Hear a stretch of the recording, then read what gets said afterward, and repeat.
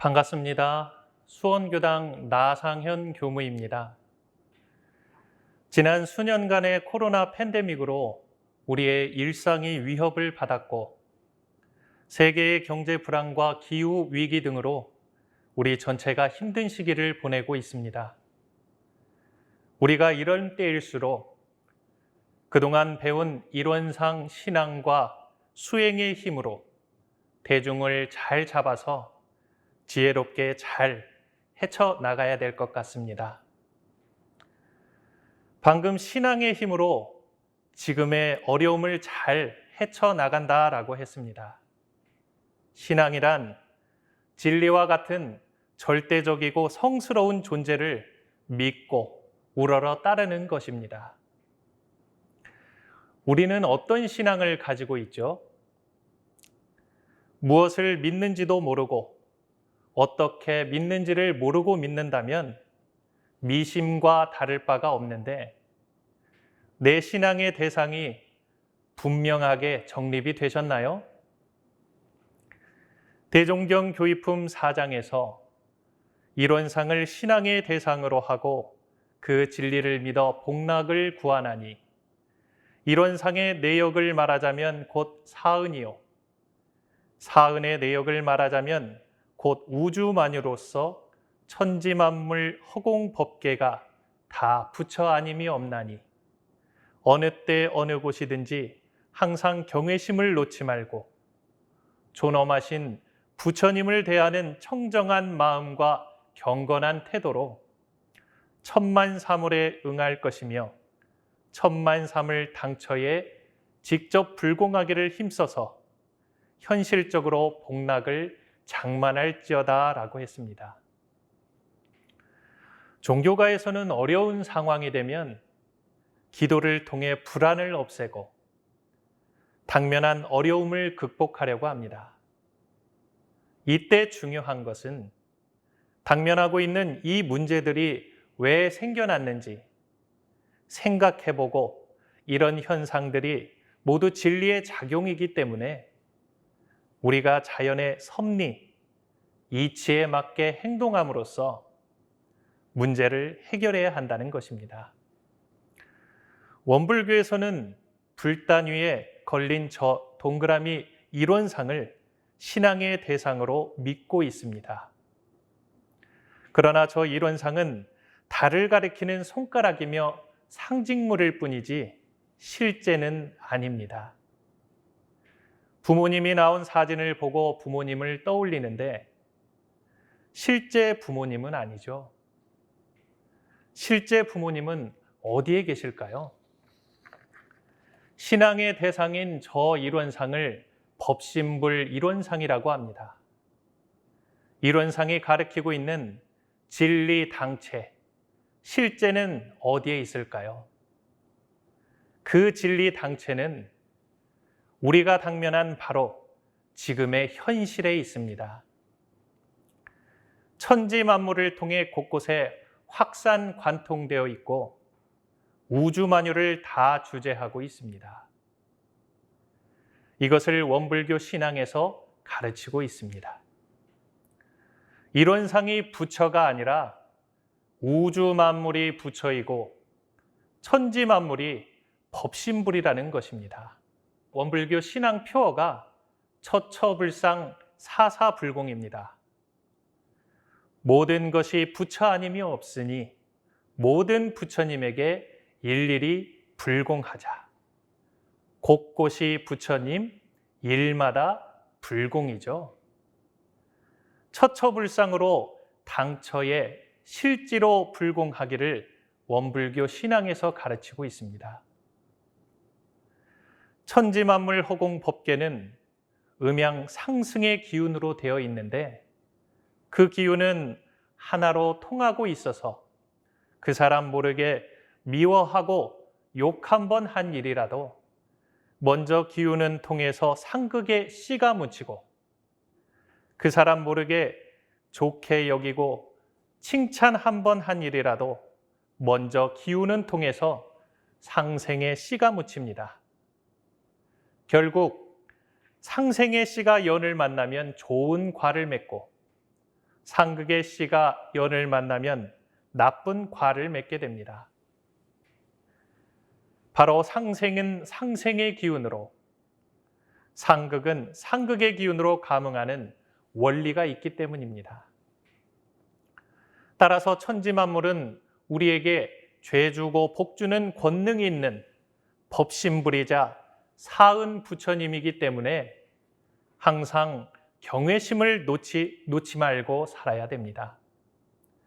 경외심은 공경하고 두려워하는 마음이며 신앙의 핵심이 됩니다.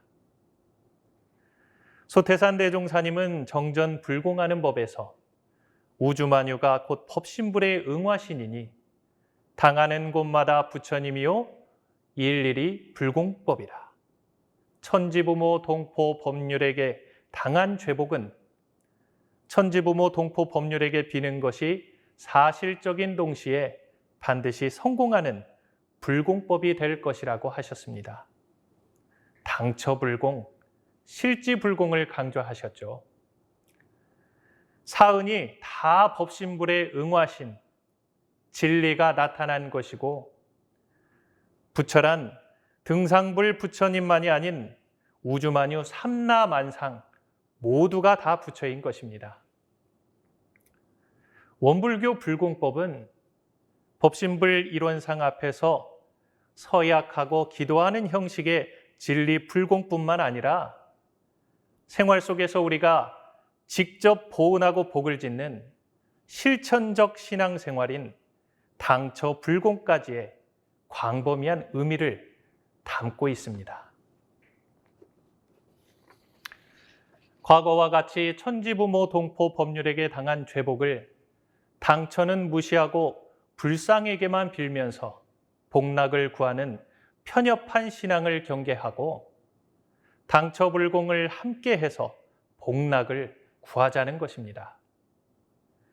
인지가 발달된 오늘날에 와서는 그 불상 숭배만 하면서 복락을 구하는 것이 이치에 맞지도 않을 뿐더러 실제 효과가 없음을 알게 된 세상이 되었습니다. 자연히 진리에 근거해서 당처에 불공하는 것이 참 신앙임을 인식하는 세상이 된 것이죠. 불공에서 불은 사은임을 의미하고 처처불상을 의미합니다. 부처님이 누구냐 하면 지금 방송을 시청하시는 모든 분들이 다 부처님이십니다. 불공에서의 공은 보은을 의미하고 사사불공을 말합니다. 보은으로서 일마다 불공하는 것이죠. 사은임이 우리 행동에 응해서 죄복을 나타내는 권능자, 부처님이라는 것을 믿고 어느 곳, 어느 때나 그 대상과 일과 성질에 따라서 불공을 잘 해서 현실적으로 복락을 구하는 것이 당처 불공이라고 원불교 신앙에서는 가르치고 있습니다. 원불교에 처음 입교하고 나서 감동을 받았던 말이 처처불상입니다. 모두가 부처라고 하고 사람뿐 아니라 사은 전체가 죄복의 권능을 주재하고 있는 신앙의 대상이라고 합니다. 모든 사은 부처님에게 그 권능이 있고 불공을 잘하고 못하는 것에 달려 있다는 것이 원불교는 참으로 진리적이고 평등하고 굉장히 큰 종교다라는 생각이 들었습니다. 그러면서 부모님은 말할 것도 없고 주변 모두를 부처로 바라보는 마음 씀씀이를 갖고 이 세상을 살아간다면 내 인생 문제도 해결할 수 있을 것 같다라고 여겨지니까 제가 큰 인생의 깨달음을 얻은 것 같은 기분이 들었습니다. 그러나 우리 실상을 보면 처처불상으로 살아가는 것이 쉽지만은 않습니다. 도저히 부처로 바라보기가 힘든 사람을 만날 때 머리로는 처처불상을 잘 알고 있으면서도 분별심에 가려 상대를 부처로 바라보는 마음이 잘 나지 않습니다. 모두가 부처라고 했으니까 부처라고 보겠는데 아무리 못해도 부처라면 기본적으로 이 정도는 해줘야 되는데 그 수준이 너무 못 미치는 사람이다. 저 사람 때문에 너무 속상하고 힘들다. 과연 내가 저 사람을 부처로 바라볼 수 있을까? 보기만 해도 미운 마음이 들어서 피하고 싶을 뿐이었습니다. 당초로 불공을 하라고 했는데 어떻게 이런 사람들을 불공하라고 하는지 쉽게 이해가 되지 않았던 것이죠. 이 세상은 어떻게 운전하고 있죠? 대종사님은 이 세상은 대소유무의 이치로서 건설되고 시비이해의 일로서 운전해 간다라고 했습니다. 그런데도 우리는 이치의 대소유무라는 본 바탕을 모르고 현상의 시비이해 속에서 허우적대면서 생각이 단촉하고 편협하여 실제를 보지 못하는 경우가 다수입니다. 큰 경계를 주는 사람을 만나면 부처님은 내 눈앞에서 금방 사라져버리고 오직 내 잘난 것만 보이면서 상대에게 뾰족한 촉을 겨누고 있습니다. 우리가 이론상 신앙을 하고 있습니다. 이론상 신앙이란 절대적으로 믿고 행하는 것이죠. 처처불상은 당처불공은 큰 경계주는 힘든 사람을 만났을 때 정말 절대적으로 잘 실천해야 됩니다. 예외가 없이 모두가 다 부처라는 말씀이기 때문에 어떠한 원망할 일을 행할 사람일지라도 우리가 은혜의 소중례를 발견하여 부처를 믿고 불공을 해야 된다는 것입니다. 당처불공에 대한 대표적인 실상사 노부부 일화 아시죠? 현실 속에서 부처님으로 보이지 않는 사람이 생기면 저는 이 법문을 자주 떠올려 봅니다. 대종사께서 변산 복례정사에 계실 때 하루는 어떤 노인 부부가 지나가다 말했습니다. 자기 며느리가 성질이 고약하고 불효가 막심해서 실상사 부처님께 불공이나 올려볼까 하고 가는 중입니다. 대종사께서 어찌 등상불에게 불공할 줄 알면서 산부처에게는 불공할 줄을 모르는가라고 하셨습니다. 다시 노부부가 산부처가 어디 계십니까? 그대들의 집에 있는 며느리가 곧 산부처다. 그대들에게 효도하고 불효할 직접 권능이 있는 그 사람에게 권능이 있기 때문에 거기에 먼저 공을 드리는 것이 어떠한가라고 하셨습니다. 다시 어떻게 불공을 드립니까? 라고 묻자 그대들이 불공할 비용으로 며느리가 좋아하는 물건도 사다 주고 오직 부처님 공경하듯 위해 주어라. 그러하면 정성을 따라 불공한 효과가 나타난다고 하셨습니다. 몇 달 후 그 며느리가 효부가 돼서 노부부가 대종사님께 찾아와 감사를 올렸습니다. 얼마나 사실적인 법문입니까? 당처불공을 잘한 노부부가 며느리를 산 부처님으로 바라보기까지 마음으로 얼마나 애를 쓰고 며느리가 효부가 되기까지 얼마나 불공의 정성을 다하셨을까 생각됩니다. 우리가 살면서 어디를 가나 자기 기준에 비춰보면 부처로 보이지 않는 사람은 다 한 사람씩은 있습니다. 하지만 당처불공은 그 전제가 모두를 부처로 인정하는 것인데 이것이 안 된다면 우리는 편협한 불공을 하게 되는 것이죠. 경외심을 놓거나 존엄하신 부처님을 대하는 청정한 마음과 경건한 태도 없이 불공하는 것은 참 불공이라고 할 수 없는 것입니다. 당처불공을 잘하는 사람이 되기 위해서는 멈춰서 내 마음속 분별의 틀을 비워버리는 연습을 많이 하고 경계에 끌려가지 않는 부동하는 공부를 해야 됩니다. 이것이 사막 공부의 정신 수양이고 온전한 마음을 챙기는 것입니다. 큰 경계 주는 사람을 마주할 때 저 사람은 그대로 있는데 왜 내가 힘이 들까? 누가 나를 괴롭히고 있는가를 생각합니다. 내 분별심에 나만 옳다는 생각이 딱 들어붙어 있어서 힘이 들죠. 분별이란 내 마음의 틀이라고 볼 수 있는데 사람 관계에서 이 틀에 맞춰주면 마음이 편안하고 안 맞춰주면 불편하고 심하면 오랜 시간 요란해지게 됩니다. 모든 사람이 이 마음의 틀에 맞춰주면 내 마음이 편안하겠지만 그런 일은 절대로 일어나지 않습니다. 가끔은 자기 자신도 못마땅할 때가 있는데 모든 사람들이 내 마음의 틀에 100% 맞춰주기를 바란다는 것은 현실적으로 불가능한 것입니다. 정답을 말씀드리면 스스로가 이 분별의 틀을 다 비워버리고 편안한 마음을 얻어 상대를 있는 그대로 바라볼 줄 알아야 된다는 것입니다. 세상사 모든 일에는 반드시 시비이해가 따르죠.